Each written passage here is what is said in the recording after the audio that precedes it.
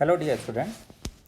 आज के लेक्चर में हम लोग ये समझने की कोशिश करेंगे कि कोई इलेक्ट्रॉन किसी एटम में किस तरीके से एक्साइटेड स्टेट में भेजा जा सकता है। ये तो हम सब लोगों को पता है कि एक्साइटेड स्टेट में जाने के लिए इलेक्ट्रॉन को कुछ एनर्जी चाहिए, तो वो एनर्जी से किस तरीके से मिल सकती है उसको हम आज के लेक्चर में डिस्कस करेंगे। इम्पॉर्टेंट लेक्चर है, इस पर बेस्ड कई सारे प्रॉब्लम्स भी बन सकते हैं और पूछे जाते हैं। देखिए, मोड ऑफ एक्साइटेशन अगर हम डिस्कस करें तो दो तरीके से हम इसको एक्साइट कर सकते हैं। एक तो एब्जॉर्प्शन बाय फोटोन और दूसरा बाय एटॉमिक कोलिजन। तो एक एक करके इन दोनों को हम डिस्कस करेंगे। First let's discuss absorption of photon. अगर कोई फोटोन इंसिडेंट होता है किसी एटम पर तो उस फोटोन को एब्जॉर्ब करके इलेक्ट्रॉन उसकी एनर्जी को लेके अपर स्टेट में जा सकता है, लेकिन उसके लिए क्या कंडीशंस हैं वो ज़रा देखें। Energy of photon should be exactly equal to the difference of ground state and some upper state। अगर हम रूम टेम्परेचर पे बात करें तो रूम टेम्परेचर पर सारे के सारे एटम्स ग्राउंड स्टेट में ही होते हैं। रूम टेम्परेचर पर किसी भी एक्साइटेड स्टेट में कोई एटम अपने आप नहीं हो सकता। इसीलिए हम कहते हैं कि at room temperature, this is important, at room temperature absorption spectrum contains lines of Lyman series only. क्योंकि इस केस में क्या होगा कि केवल ग्राउंड स्टेट से ही किसी अपर स्टेट में जा सकता है। तो या तो 1 से 2 जा सकता है, 1 से 3, 1 से 4, 1 से 5। ये सारी की सारी जो लाइन्स हैं कौन सी सीरीज़ की होती हैं? लाइमन सीरीज़ की। तो कभी कभी आपसे पूछा जाता है, आप इस चीज़ को ध्यान भी रखें कि at room temperature absorption spectrum of hydrogen would contains lines of Lyman series only. ऐसा क्यों है ये हम बड़े छोटे से एग्जाम्पल से समझ सकते हैं कि अगर हम रूम टेम्परेचर मान लें रफली 27 डिग्री सेंटीग्रेड मान लें, यानी 300 केल्विन की हम बात कर रहे हैं, तो 300 केल्विन पर जो एवरेज एनर्जी होती है वो KT के ऑर्डर की होती है। एवरेज एनर्जी रूम टेम्परेचर पर किसी मॉलिक्यूल की K × T के ऑर्डर की होती है। यहाँ पर K बोल्ट्जमैन कांस्टेंट होता है, उसकी वैल्यू आपको पता है 1.23 × 10⁻³ होती है। इसको अगर हम T से मल्टीप्लाई कर देते हैं तो हमारे पास जूल में एनर्जी आ जाती है। ये रिलेशन हमें पता है कि 1 electron volt equal to 1.6 × 10⁻19 joule होता है। इससे इस एनर्जी को हम इलेक्ट्रॉन वोल्ट में कन्वर्ट करें तो एनर्जी बहुत कम आती है, 0.023 इलेक्ट्रॉन वोल्ट के रफली आती है। इसका मतलब रूम टेम्परेचर पर अगर इलेक्ट्रॉन्स एनर्जी गेन कर सकते हैं तो वो इसी ऑर्डर की होगी, रफली 0.023 इलेक्ट्रॉन वोल्ट की।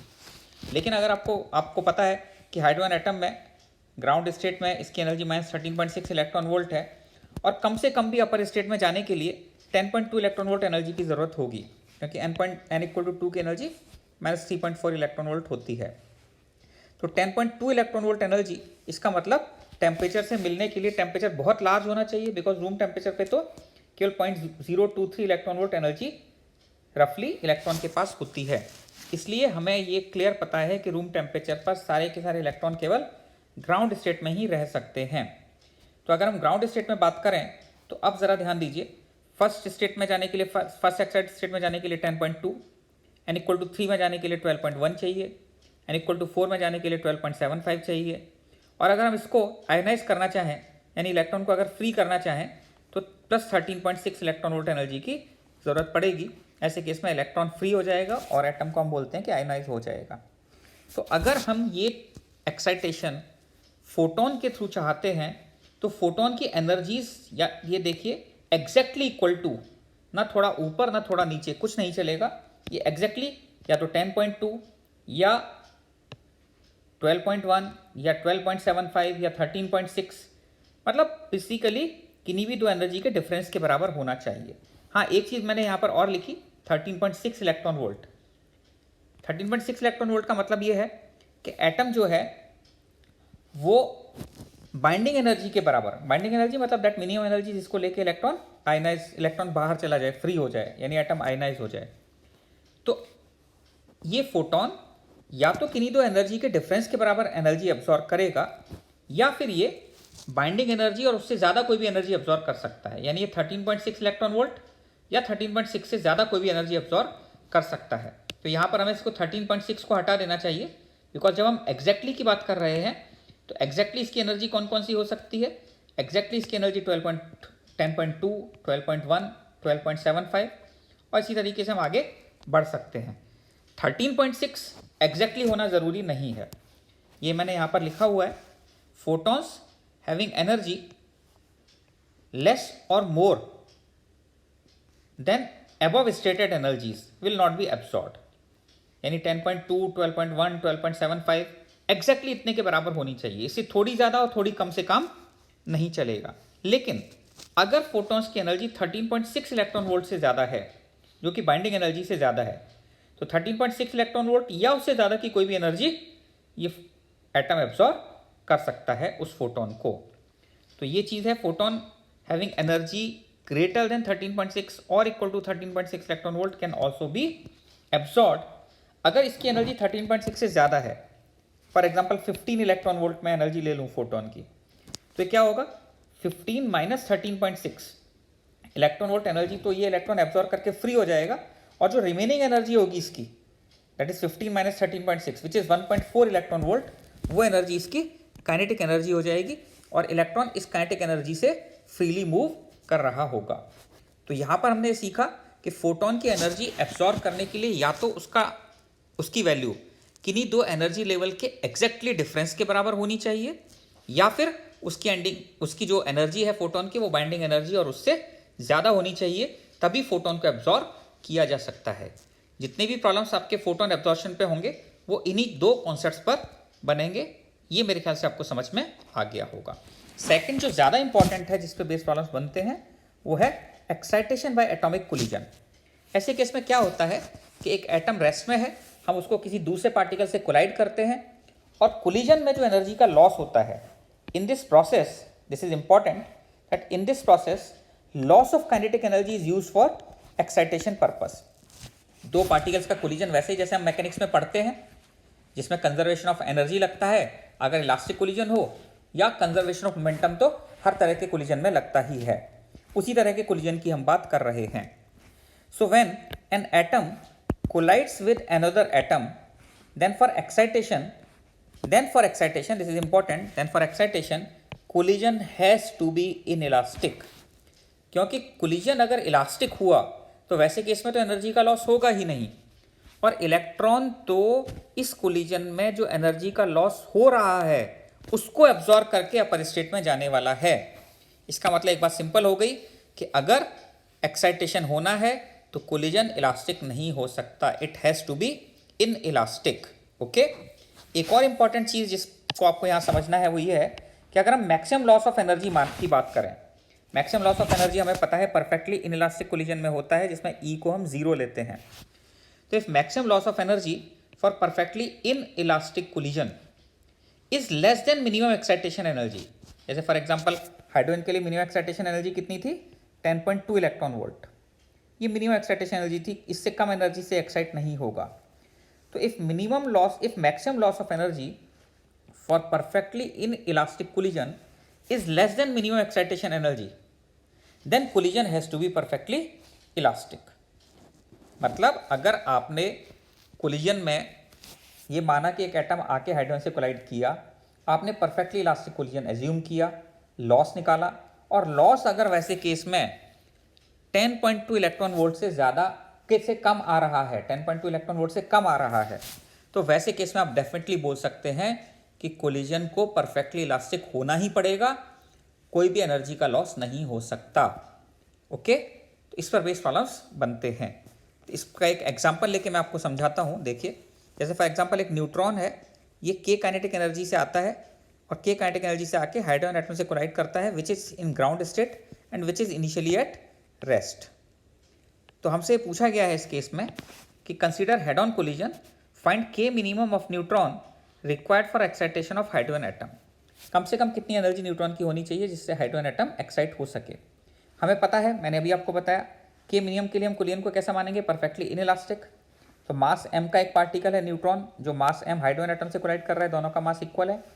आफ्टर कोलिजन दोनों साथ साथ मूव करेंगे कॉमन वेलोसिटी v डैश से, तो हमने कंजर्वेशन ऑफ मोमेंटम लगा के v डैश निकाला, कितना हुआ v/2।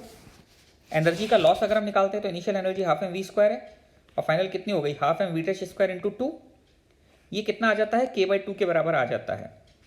इसका मतलब अगर k काइनेटिक एनर्जी से न्यूट्रॉन आता है और अगर हम perfectly inelastic collision E = 0 assume कर लें तो k/2 एनर्जी का लॉस होता है। अब ये k/2 एनर्जी का लॉस कम से कम मिनिमम एक्साइटेशन एनर्जी तो होना ही चाहिए, या उससे ज़्यादा होना चाहिए। और मिनिमम एक्साइटेशन एनर्जी कितनी है? 10.2 इलेक्ट्रॉन वोल्ट। तो कंडीशन हमारे पास क्या आ जाती है कि for excitation K/2 should be greater than minimum energy required for excitation which is equal to 10.2 electron volt. इससे K कितना आ जाता है? 20.4 इलेक्ट्रॉन वोल्ट। और अगर K की वैल्यू, और अगर हम ये कहें कि 20.4 इलेक्ट्रॉन वोल्ट से ज़्यादा एनर्जी से आता है, मान ली 20.5 से आया, 20.6 से आया, तो एक्साइटेशन होगा या नहीं होगा? तो हम कह सकते हैं 20.4 और 20.5 से अगर आ रहा है, 20.5 से आ रहा है, 20.6 से आ रहा है, तो E की वैल्यू 0 कंसीडर करने की ज़रूरत नहीं है। E की वैल्यू अगर आप 0 भी कंसीडर ना भी करें तो भी 10.2 एनर्जी का लॉस आ ही जाएगा। लेकिन अगर 20.4 है तो 10.2 एनर्जी का लॉस केवल एक तरीके से आ सकता है, परफेक्टली इनइलास्टिक कोलिजन लेकर। इसका मतलब तभी हम बोलते हैं ग्रेटर देन। तो if K is greater than 20.4 electron volt, then even if E is not equal to 0, we can get loss equal to 10.2 electron volt for some value of E. तो अगर हमें बोला जाए कि 20.5 इलेक्ट्रॉन वोल्ट है, 20.6 electron volt है, तो excitation possible है या नहीं? Will say yes this is possible. किसी ना किसी वैल्यू के लिए पॉसिबल हो सकता है, होगा या नहीं ये डेफिनेटली नहीं बोल रहे हैं, हमें बोल रहे हैं पॉसिबल है। यहाँ पर हम ये कंडीशन बता रहे हैं कि हाँ ऐसा हो सकता है, होगा ही जैसी चीज़ कोई बात नहीं चल रही है। ओके, और ऐसे केस में आप डायरेक्ट मेथड भी यूज़ कर सकते हैं। बहुत सारी प्रॉब्लम्स आती हैं, आपको पता है परफेक्टली इनइलास्टिक कोलिजन जब होता है तो लॉस को लेते हैं half mu u relative square, जहाँ म्यू जो है वो दोनों का रिड्यूस मास होता है और you relative initial relative velocity होती है बिफोर कोलिजन। यहाँ पर अगर हम देखें तो म्यू इक्वल टू कितना आ जाता है? m1 m2 अपन m1 प्लस m2 m/2 के बराबर आ जाता है, दोनों मास इक्वल हैं। और यू रिलेटिव कितना आता है? v माइनस 0, क्योंकि ये v वेलोसिटी से आ रहा था और इसकी वेलोसिटी 0 थी, तो यू रिलेटिव कितना हो जाता है? v हो जाता है। तो ये हम यहाँ पुट कर दें अगर, तो हम डायरेक्ट भी इसको सॉल्व कर सकते थे। Half mu u relative square should be greater than equal to 10.2 electron volt, और इससे भी K हमारे पास 20.4 इलेक्ट्रॉन वोल्ट आ जाता है।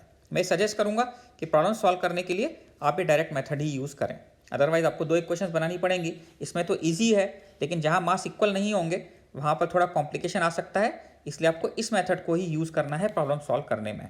ओके, हाँ अब बात ये आती है कि अगर 20.4 इलेक्ट्रॉन वोल्ट से कम एनर्जी का फोटोन आता, ये आता एटम, तो क्या होता? न्यूट्रॉन की एनर्जी अगर 20.4 इलेक्ट्रॉन वोल्ट से कम होती, तो अगर 20.4 इलेक्ट्रॉन वोल्ट से कम होती तो जो चीज़ मैंने यहाँ पर बताई थी, ये जो मैंने लिखा था यहाँ पर कि if maximum loss of energy is less than minimum excitation energy then collision has to be elastic.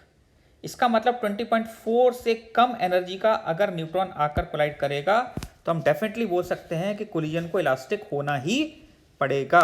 This is important, इस पर बेस्ड प्रॉब्लम्स पूछे जाते हैं।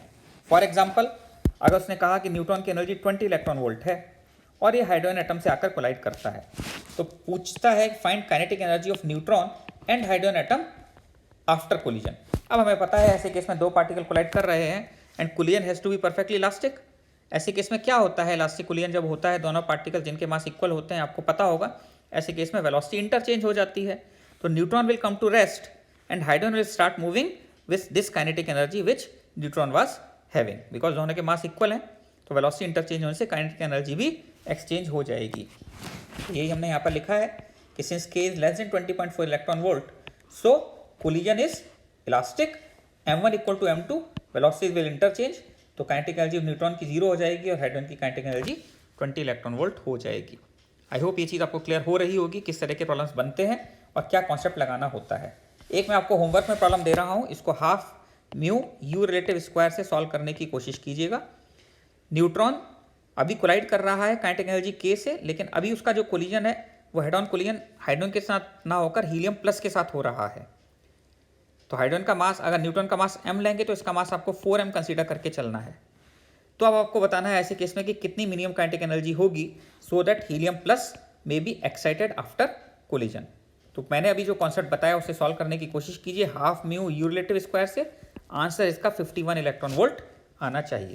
तो इसको सॉल्व करके देखेंगे तो आपको समझ में आएगा कैसे कॉन्सेप्ट लगाया जाता है। तो एक 2 इंपॉर्टेंट चीज़ें हमने आज डिस्कस की हैं, इनके नोट्स बनाइए, इन्हें समझिए और इस पर बेस्ड अच्छे प्रॉब्लम्स बनते हैं, मेंस में भी आते हैं, IIT में भी आते हैं, नीट में भी पूछे जाते हैं। Okay, enjoy your day.